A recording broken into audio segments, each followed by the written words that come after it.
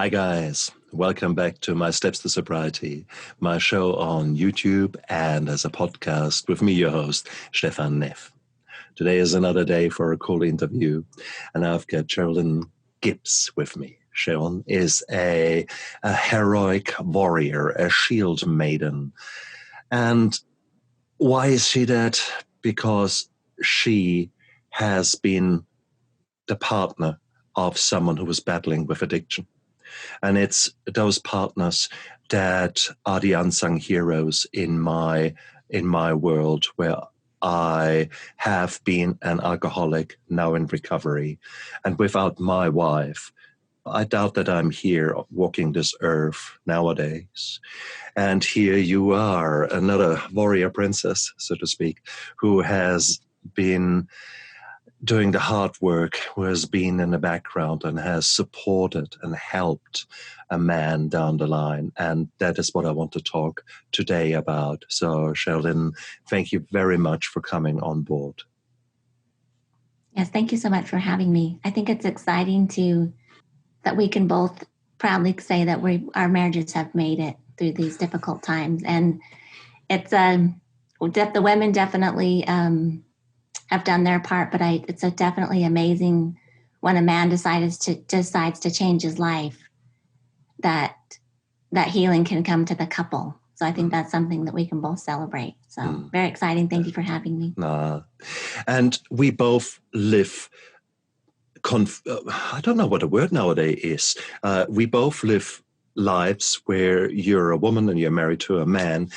It does not matter. The lessons that we both are learning and have learned and have gone through, they apply to any same-sex couple. They apply to any kind of other combination that you could imagine, where one person loves another person who is suffering from addiction.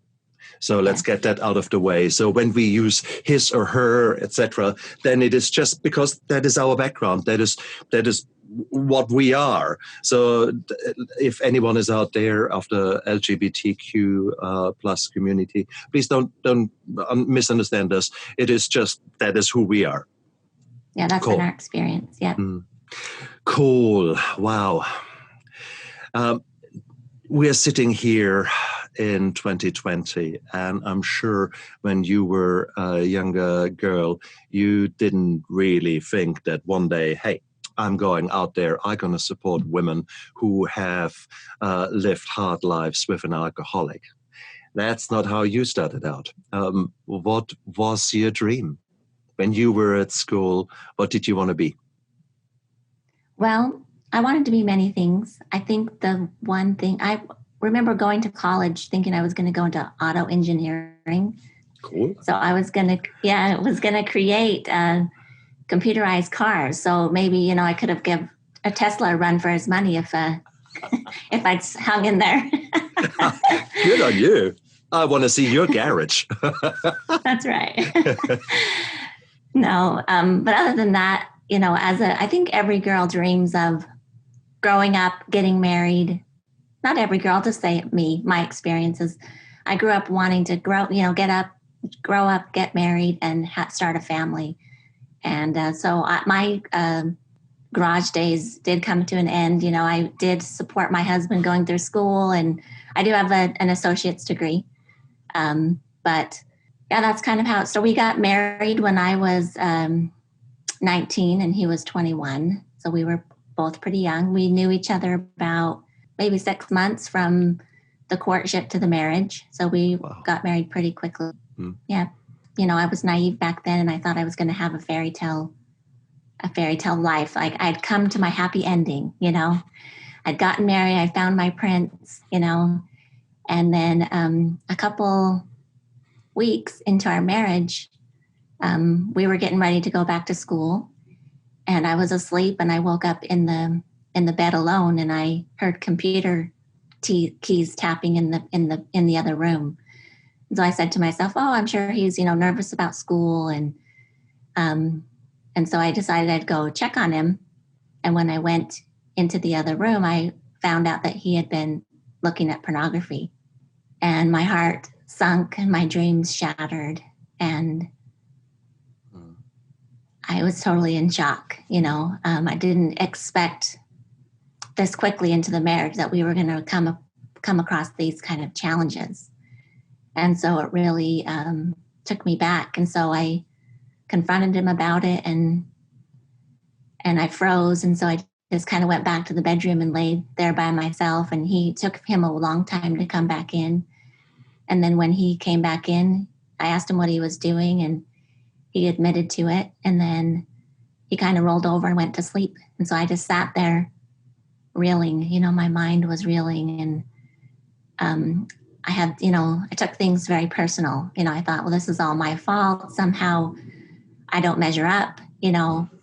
I took the blame. I wasn't pretty enough. I wasn't any of those things. And so 2 weeks into the marriage, I started to really doubt myself to doubt my womanhood. And so, like you said, I never dreamed that I would come out the other side and would be helping other women, not to take the blame for these kind of things, and to feel your emotions and to embrace yourself and help others embrace you.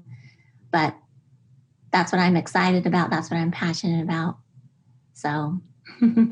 But that was certainly not then. I mean, I assume that you didn't have a background in any kind of psychology, etc. You were planning on doing manly things and finding your way out there into the world and leave a mark on it, that you are a young woman going out there. So did you have ever your own kind of demons before that? Did you ever see a psychologist yourself for anxiety or for anything else? No, I lived a pretty good childhood. I had two parents that loved me, and they nurtured. I real close with both of them, and they nurtured. I was an independent person. They helped me follow my dreams. I was a cheerleader, and I was really proud of that. So this was kind of the first time that I really kind of ever experienced something so painful, So it was, one of my biggest regrets was I didn't share it with anybody for probably 6 or 7 years. I kept this a secret the whole time. So I really did isolate, and it just made my wounds fester, and it really caused a lot of emotional baggage for me. So that was one mistake. If I could go back, I would change. I think the reality is in your mind, you made it your problem. You made it your fault. You were full of shame and guilt about the whole thing, which is probably something that with hindsight, you would think, how the hell did I end up with that? Yet it is automatically, it is so common that I hear people telling me exactly that reaction, the shame and guilt for something that someone else actually has done. And it is bizarre. But I agree with you. It is a brutal, brutal feeling. Your husband, I mean, at that time, you felt betrayed. You felt shameful, to a certain degree, guilt, whilst you kept it all in yourself for the next 7 years. How did it continue between the two of us? Between two of you, sorry. Well, to be honest, I didn't really understand that it was an addiction, because as addiction goes, it gets worse and worse. And so the beginning days were, I was naive. I just didn't really understand the depth, and he was hiding everything. So I didn't understand the depth of the problem. And so I just kind of thought it was going to go away, and I didn't really, I guess for myself, when we fall down and hurt our skin or bruise our body, there's signs of trauma there. Like if I were to break my arm, there would be some definite signs of trauma to my bones and that kind of stuff. But I didn't really understand emotional trauma. I didn't understand emotional pain. And so it took me a long time to really kind of wrap my head around the fact that I was actually doing things unhealthy. You know, it was like the shame and the isolation. I didn't realize that it was so unhealthy for many, many years, you know. And so for myself, it just kind of snowballed, and the snowball kept getting bigger and bigger and bigger. And does that answer your question? Mm. May I ask, what was your escape? What was the way how you dealt with that? Because the pain was there. The pain was deep-seated. How did you deal with it? I think I denied it, you know, in denial. You know, just kind of sweeping it under the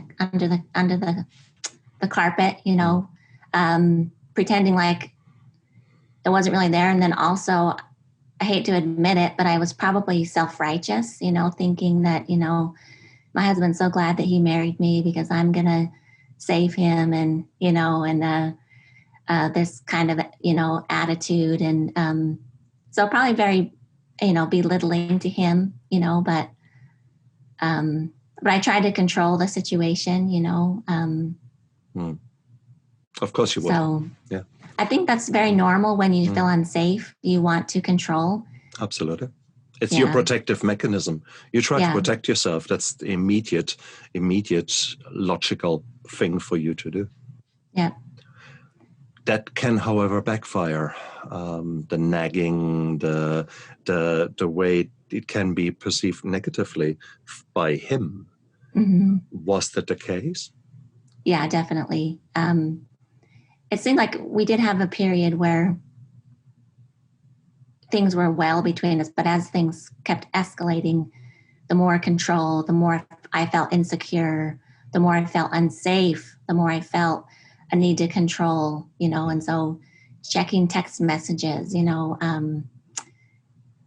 drilling him on where he's been, you know, these kind of things, getting into power struggles, you know, that kind of stuff. And it hurts me to hear you speaking like that, because obviously I was on the other side, causing that same pain to my wife. And in fairness, I would, if another man had done that, I would have quite happily ripped his head off and lived with the consequences. Yet here I was with my addiction, probably causing as much pain as I would have never tolerated anyone else to give to my wife.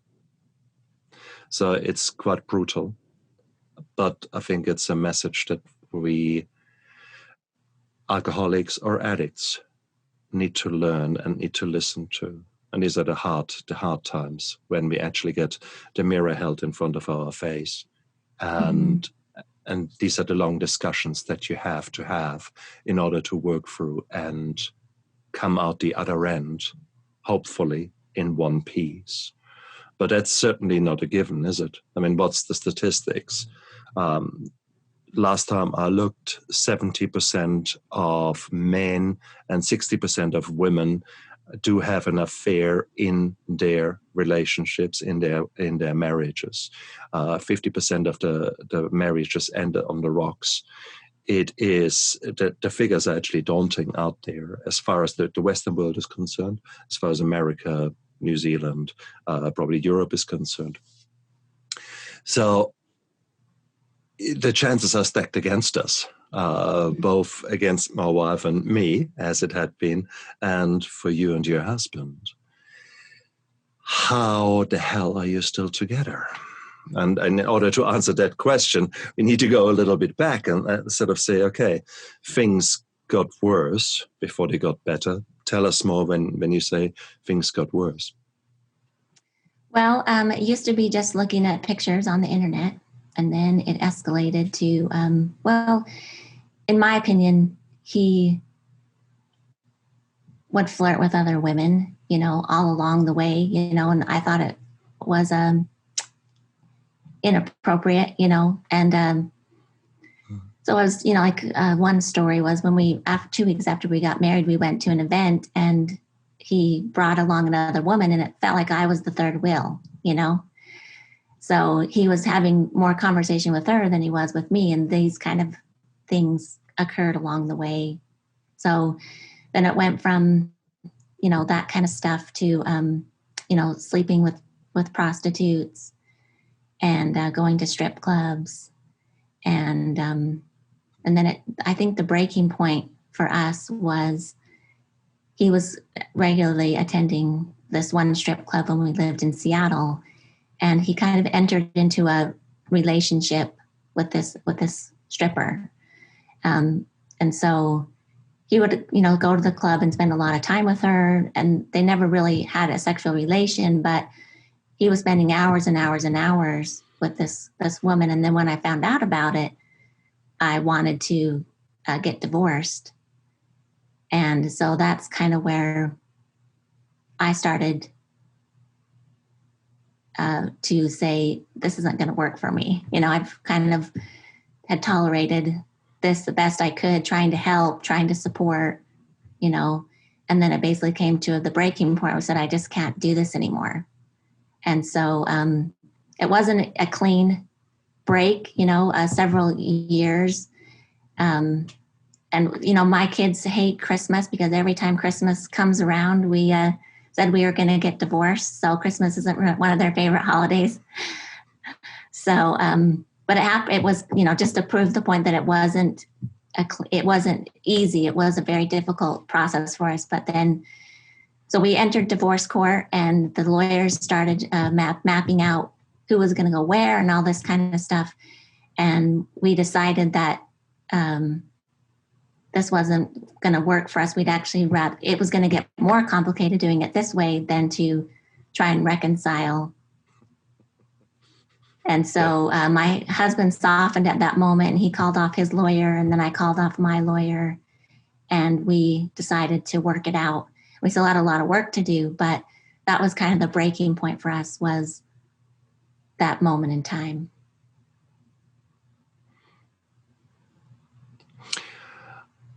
I actually am very, very happy that you didn't say, our love shone through the cracks in our outside, etc. You were very pragmatic. There were the children, there was the money, there were my God, it's only getting worse. And it's in the too hard basket. And you might as well give it another shot. Because ultimately, this is the reality. This is the reality for many couples. And you can say that positively. If you ask older couples, i.e. couples that have been together for 50, 60 years, and they were married at the time, when you ask them, why are you still together? And has it always been beautiful, etc.? And they say, well, actually, no. We come from a time where you would fix things. You don't just throw them on the rubbish heap. And it was a different expectation. It was a different life, etc. They are not saying, oh, it was beautiful and every day brings me roses and things like that. No, they say we had to work hard because our life at times was really shit. Because there was, they have gone through wars, they have gone through famines, through situations that are actually often far worse than what we can imagine nowadays. So, but it is the willingness to work together, the willingness to have the hard discussions. And that is what makes a marriage survive and grow and get stronger and stronger. Wow. Yeah, like you said, I think the one ingredient, my daughters are older now and they ask me, what would you look for in a man? And I said, someone who is dedicated to work through the problems. Because when you find somebody who just will run at any difficulty, then, you're married, whatever kind of relationship you're in, that's going to be the challenge. And so I agree with you that, dedication is one of the top things that kind of makes it work, It's hard for me again, because I was the guy who ran. I was the guy who had relationships that lasted 3 to 6 months, and then typically the honeymoon period is over. Oh my God, no, I don't want that. Gone. And my emotional maturity was that of a cockroach, honestly. But it is what it is. I was born 66. My father, my stepfather, shall I say, his ideals were to be a man, you have to bed as many women as you can, and it was sort of a fact. Alcohol is normal, and be out there, a real man defines himself by the number of women he has had. And with hindsight, it makes my skin crawl. But it is what it is. Was there, and I know that in America there are a lot of problems in the youth. And what I mean is the jock culture, the kind of strong young men who are playing football and who don't take no for an answer. Has that been part and parcel of your experience? You were the cheerleader. What was he? I would say he was kind of the egghead, He's a... Good. Yeah. The nerds out there unite. Yes. So I guess we kind of, No. I like to geek out about technical things. And so we kind of, meet in the middle there, I guess. Beautiful. So that was not necessarily an influence then. So with hindsight, when you started exploring your journeys together and when you started really working hard, how did that go? I mean, there was no trust left. Otherwise, you wouldn't have ended up in the marriage or in divorce lawyers' offices. So Where did you go from there? How did that work? Well, I think for myself, I've realized that I can't be dependent on someone else for my safety. I can't be dependent on someone else's opinion if I'm lovable. I can't be dependent on someone else's ability to take care of me. And so I had to start owning up and being a person. I guess in psychology, they call it individuation. But I guess I liken it to a mom and a pregnant baby, where the baby, the mom takes care of the baby completely. It's completely dependent on the child. And I feel like I was kind of in that situation where I just wanted my husband to kind of take care of me. And then I just slowly, over time, got a realization that I'm going to have to become my own person. And so I started to get my dreams back again. I started to talk nice to myself and be compassionate to myself. I started to know what emotional pain looks like and feels like, and to just be okay that I'm in pain, and I started to connect with other people, I started to have boundaries, where I wasn't going to put up with certain things, or boundaries, with my children, these kind of things. So I did a lot of self-care,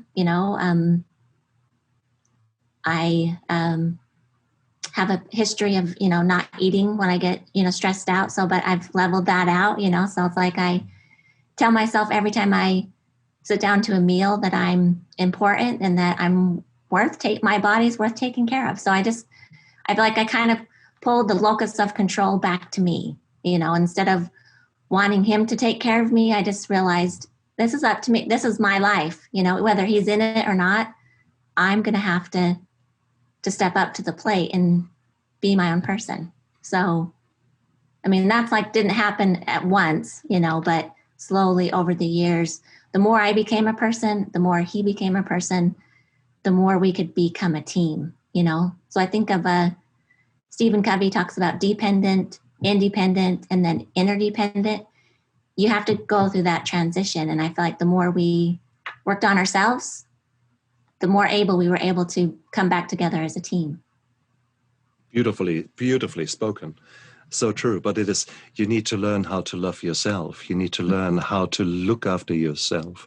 Who taught you? How did you learn? Was it all trial and error, or did you actually seek counseling, or did you seek help? Was someone there instrumental in guiding you?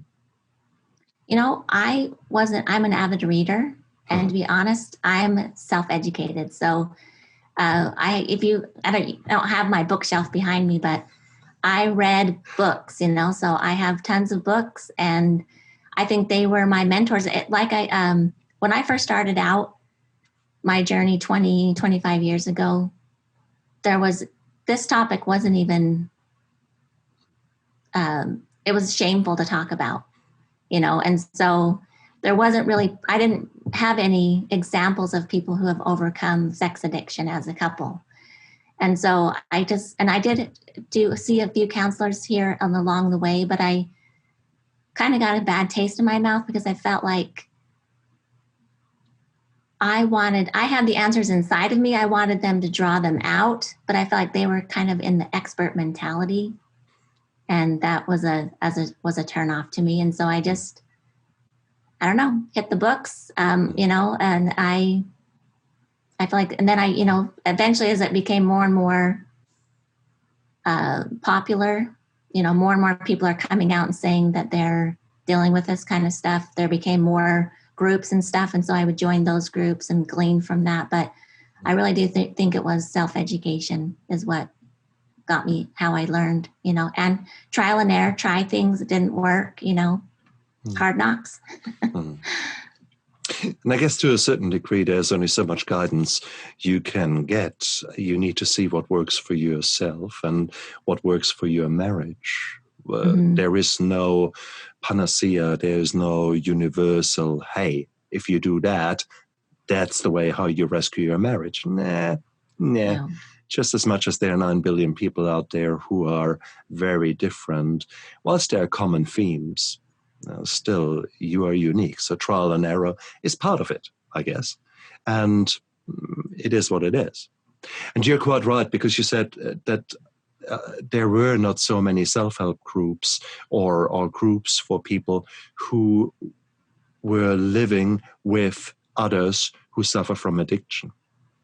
The AA groups were initially just AA groups. Now, at some stage, Al-Anon was formed, which is like an AA meeting for the loved ones who are involved with addicts. So, was there something like that available to you? Did you see sex addiction as similar to other addictions, or did you not yet make that switch, that link? Yeah, I remember I went to see one of my religious counselors, and they recommended that I go to a group that was mainly for men. And so I walked into that group. It was like set up like AA, but it was for people with addiction. And I was the only woman in the room, and I was so intimidated. And, they went around the circle introducing themselves and then telling me what they've been struggling with. And I was getting triggered. And I left the group thinking everybody is caught up in sex addiction, because, all these. So, I mean, that's just kind of my journey. And then and no one at that time really didn't know what to do with the spouses. When I went to talk to my religious leaders, they really didn't know what to do with me. You would tell my family what happened, and no one really knew how to help. And I didn't really feel like there was really any support out there. And I think now, as I mentor other women, there's definitely more support. And so I hope that the consequences are less severe, because there's more information and more help out there for the spouses and the family members. So that's been my experience. And that's why we both are sitting here and sharing our experiences out there, so that others listen up, and from both sides of the story, listen up and learn and maybe put a willingness in there to make a change. Mm-hmm. You said that it was probably about 7 years that you were together where you suffered in silence yourself, and then things started to change for you. Was that coinciding with the divorce, or was there something else happening and the divorce came later? No, so just to put it in kind of context, the 7 years were at the very beginning. Yeah. So the divorce was maybe like 6. We've been married for 25 years. So the divorce was probably 6 years ago. I see. Yeah. So there's quite a big gap in between there. And there's a long journey. Yeah, long journey, definitely. So what kind of changed it for me was I had a friend that came over and we would exchange babysitting. And then one day I was scared, but I decided that I was going to just open up to somebody and kind of tell her what was going on. And she became that lifeline for me, so she wasn't going through the challenge herself, but she, as we talked and stuff, I realized that she had challenges. They weren't the same problems, but, and then when I told them about what I was about what I was thinking and what I was feeling, for the first time, once I said it out loud, some more clarity came, or she would say, that doesn't seem right to me, so like I started, I was checking my reality, and she would say, well, why don't you do something about that? So she was kind of the first person that I opened up to, and she was a really good confidant. She didn't tell people, so yeah. Oh, beautiful. But isn't it so powerful to actually spell it out when your own mouth forms the words and your own ears hear out of your mouth the truth? Yeah. That is mind-blowingly powerful. Mm-hmm. That is, for me, to say the words the first time in rehab, hello, I'm Stefan and I'm an alcoholic. Wow. Initially it hurt and I was proud. There was a roller coaster of emotions going through me and it was just mad. And then once I had actually defined that I actually had a problem with alcohol. Yes, I had depression, I had PTSD, I had all the other things that were causing the pain, which I was numbing with the alcohol. I was still using far too much alcohol. So however I looked at it, I was an alcoholic. I was just, I was not good. But it is that realization. Some people get it from journaling. Some people get it from actually writing things in a diary. Were you a diary girl in the past? Yeah, I still am. Yeah. Oh yeah, so, there you go. Mm-hmm. Did that help you? Or was that immensely. Indeed, it's something weird. I mean, we men typically don't have little nice books where we write things in. Pencil. Yeah, no, it is what it is, and that's the problem. So there are so many cliches we have to overcome to actually just say, okay, dear diary is actually a good idea. Okay, just 1 second, I bent down. And because, that is my diary, sort of zombie land and all kind of, so that lasts about 6 months, then this is full. And I have got a little wall of them by now. And it is what it is. Boys, accessorize. Okay, this is good shit. So, I love it. Yeah, exactly. So just, don't hold back, because there are ways that can help you, and journaling might be something to start off with, to actually just get concepts on paper, and actually the moment you're writing them, that's one step closer to admitting them, and then from there you can actually go out and hopefully find someone who is either in a similar boat or someone you can gel with, who you can confide in. And I'm so pleased that you found that person, and more importantly, you found the guts to actually open up, because that would have been a huge thing. You were full of shame and guilt, yourself, and suddenly to admit to that, bloody hell, that takes something. Yeah, I didn't want to admit that I had problems. I wanted to look perfect, and so it was really, really hard for me to say, yeah, I've got some stuff going on, and I'm sure everybody could see it, but, I wasn't willing to admit it.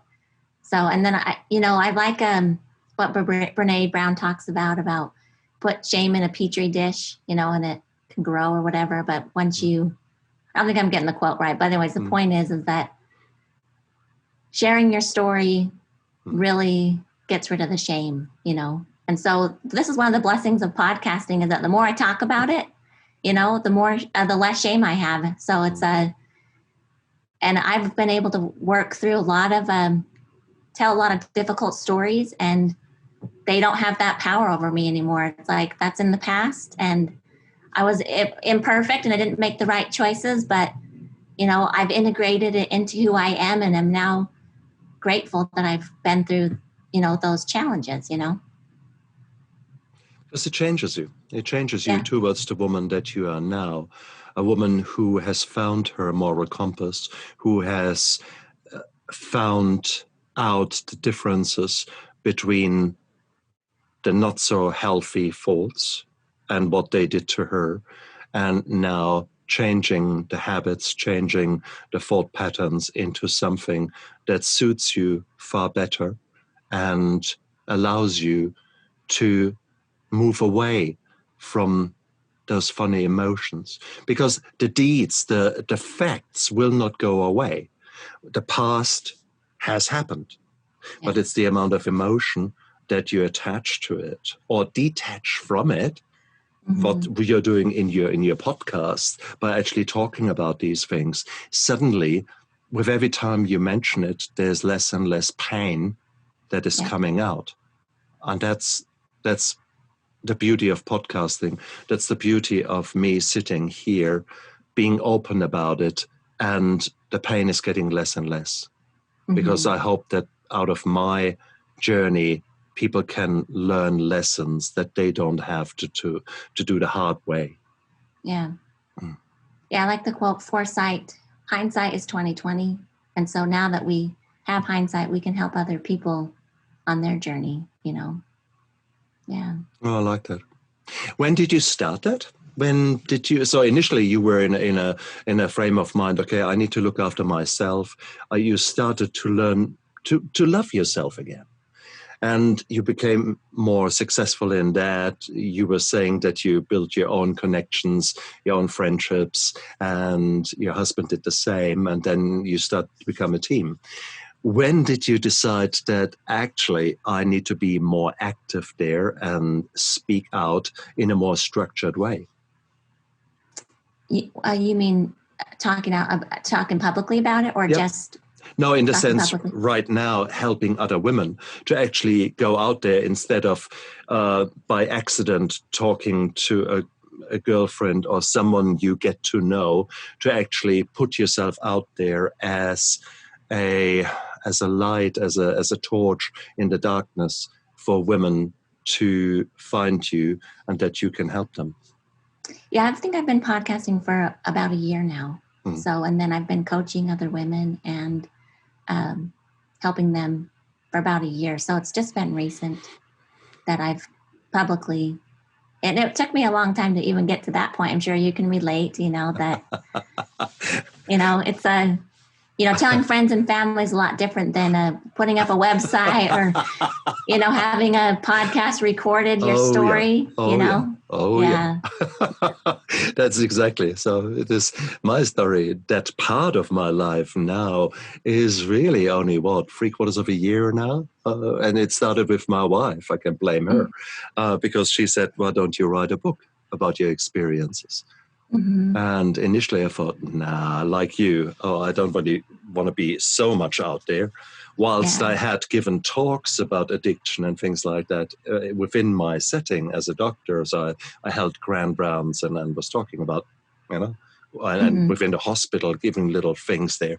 But to write a book, But then once I started writing, I couldn't stop. It literally, I couldn't stop until it was done. And then I thought, well, I might as well do some marketing, because just another book that is somewhere on the internet that no one buys, well, that doesn't make sense. and you start suddenly to find your voice and to overcome the challenges. My kids were looking at me, what? You want to write a book about you? Oh my God. Who do you think you are, kind of a thing? And then what? You want to do a podcast was not even on the things. I was making little videos about myself, and they were just, oh my God, you're embarrassing us, kind of a thing. And there was a lot of, there was imposter syndrome on my side. And there was not necessarily all the support that I maybe could have wished for on behalf of my young man. And then one thing led to the other.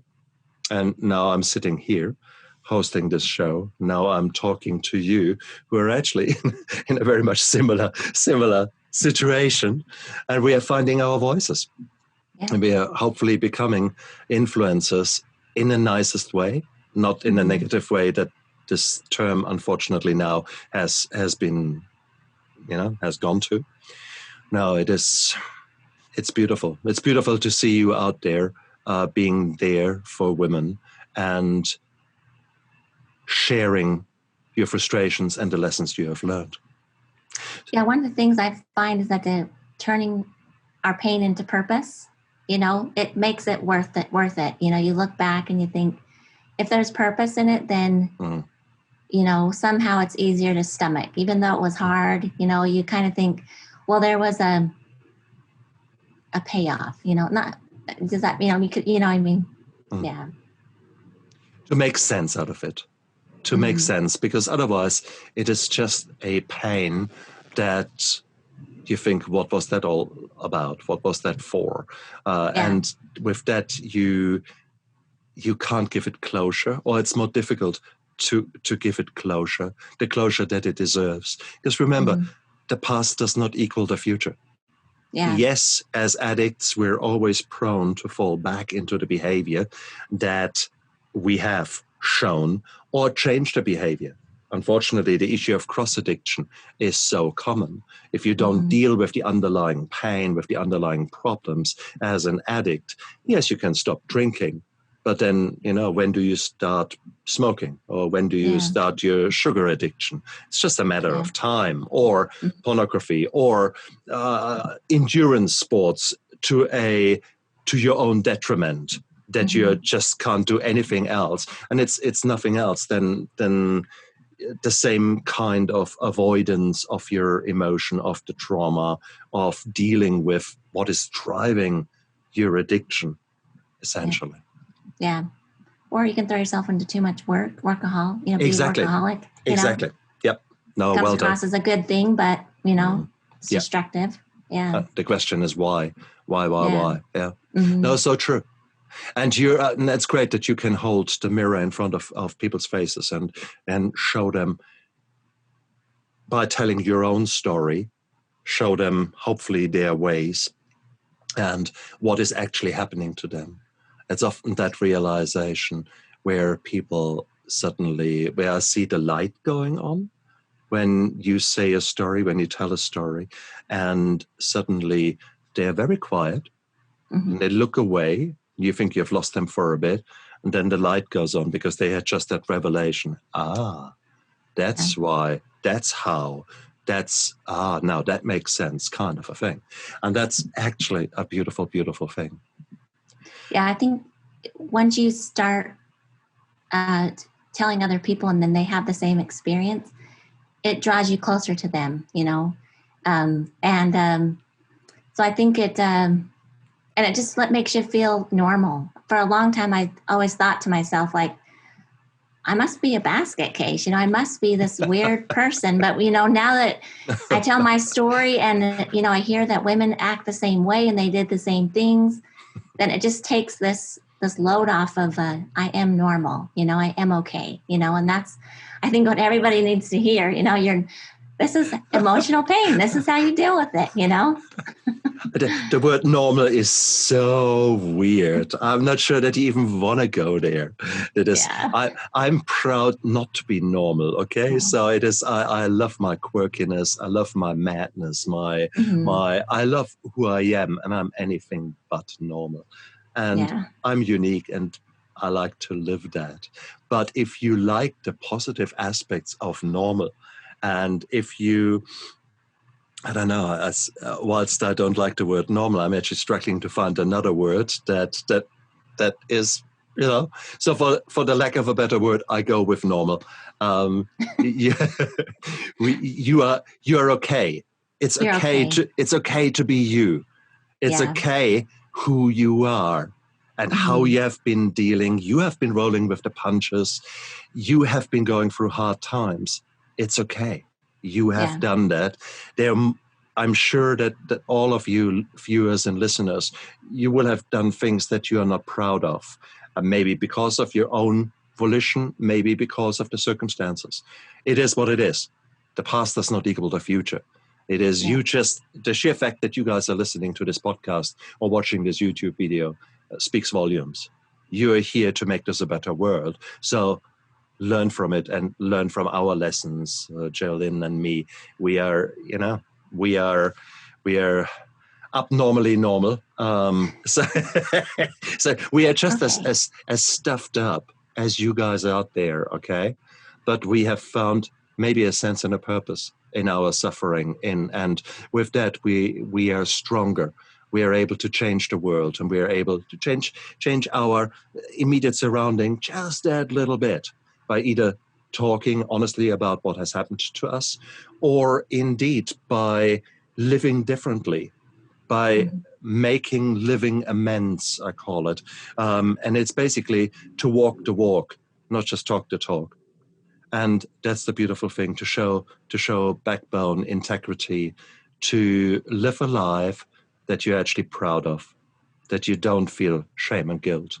And that is what is waiting for you guys out there.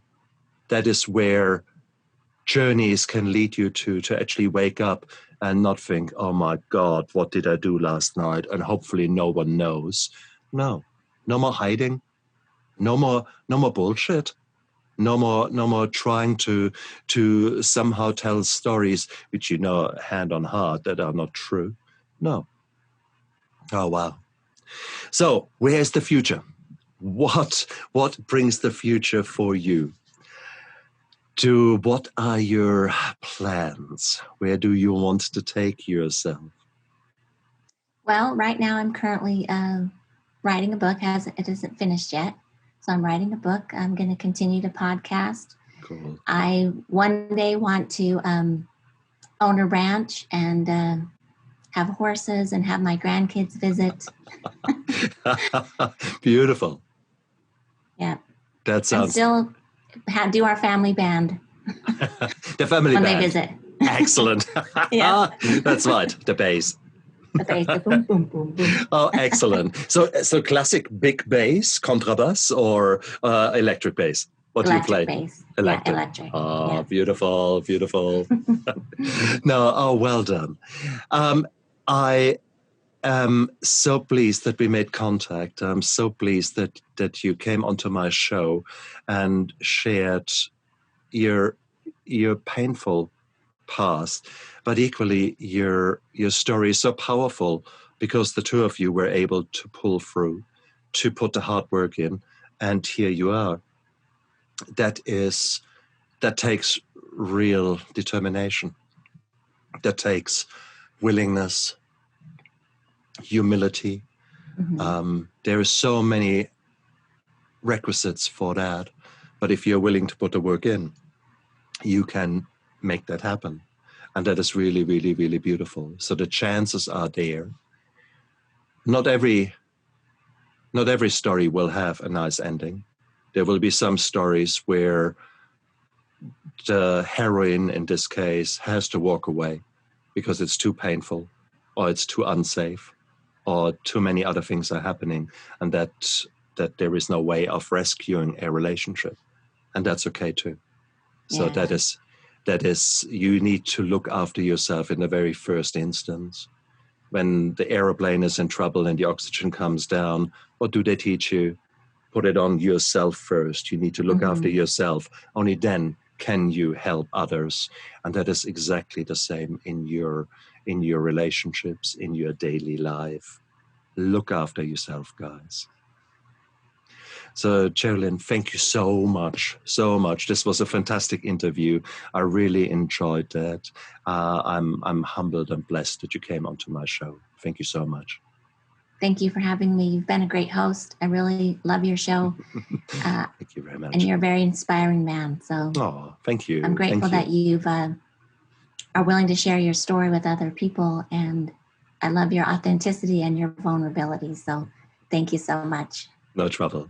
And you guys out there, make the most out of this beautiful day. Look after yourself. Bye.